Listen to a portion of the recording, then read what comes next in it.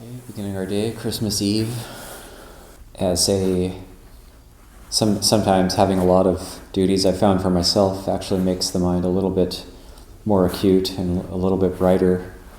And I found that's maybe one of the side benefits of being a new abbot or being in a role of leadership and responsibility.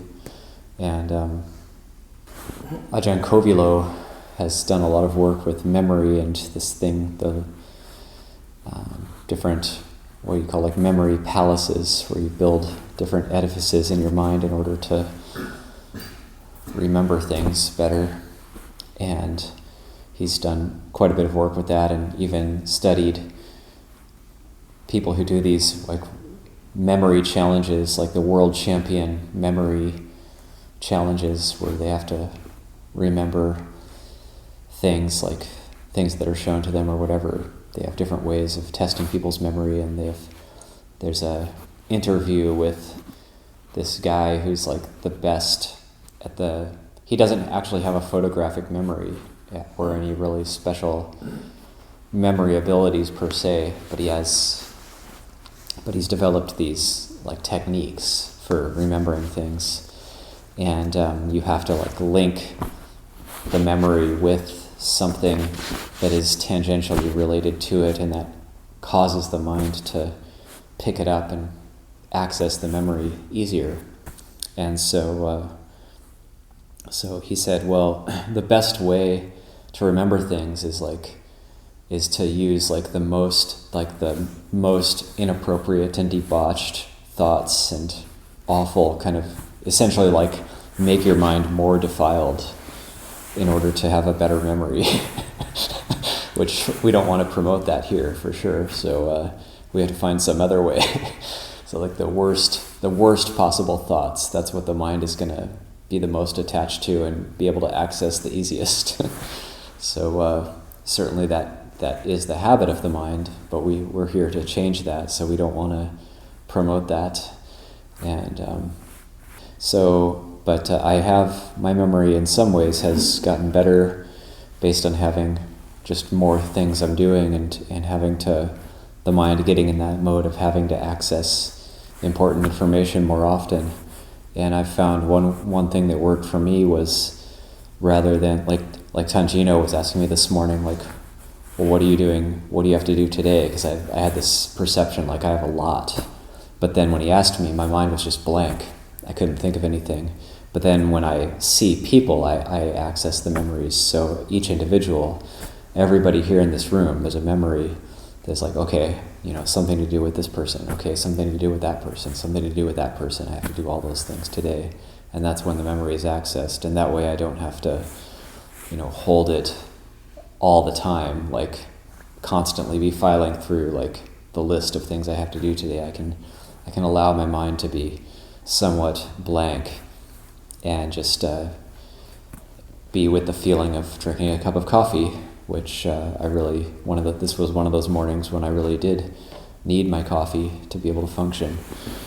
And so and can come back to the body, be with the feeling, and then not have to worry about, I'm going to forget something today, because I know, when I see this person, when I see that person, there's going to be a memory. Okay, I see Eric, driver training, okay, there's something that has to happen today.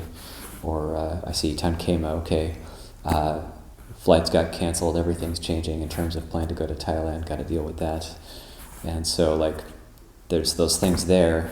So the way the mind works, it's immaterial. It's not not necessarily like a bucket of sand where it's just heavier and heavier. The more you put in it, it can actually hold everything and be extremely light at the same time. So the mind is very interesting in that way. Also, another thing that's good to remember is that when this is something I was thinking a little bit about this morning, is like when we're tired or the body isn't that comfortable or is sort of in a unpleasant state, then and maybe even the mind isn't so clear, it actually is possible to still be okay with that or content with that, and And we can actually default into a meditative state rather than trying to think like, oh, how can I change? How can I make my body feel better? How can I make my mind a little bit, brighter or better in this moment? But rather we can actually be okay with that and just sort of rest in it, and that actually paradoxically kind of makes the mind more comfortable, makes the body more comfortable when we default. We train ourselves to like default to a meditative state where we just, okay, the body just feels like this right now, the mind is just like this right now. There's no need to change it or try to make it something that it's not right now.